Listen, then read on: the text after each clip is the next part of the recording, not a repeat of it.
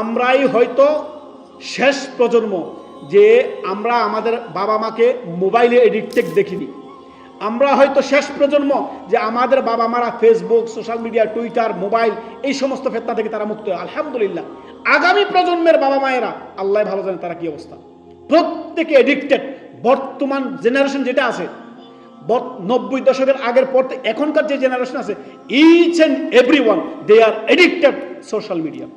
Each and everyone addicted. দিনে 5-6 ঘন্টা আরো বেশি মোবাইলকে সময় দেয়, কোরআনকে সময় দেয় না। আল্লাহু আকবার। এই কথাই আল্লাহ তাআলা বলেছেন, ওয়াকালা রাসূলু ইয়া রাব্বি ইন্না কওমি ইত্তাখাযু হাযাল কুরআনা মাহজুরা।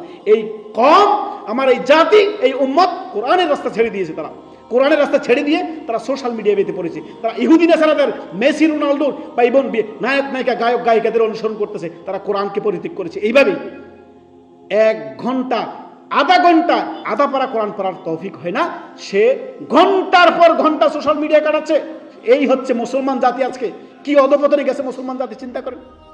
ইয়া রব্বুল আলামিন, আল্লাহ আমাদের বুঝার তৌফিক দান করুন। আল্লাহ আমাদেরকে ফিরে আসা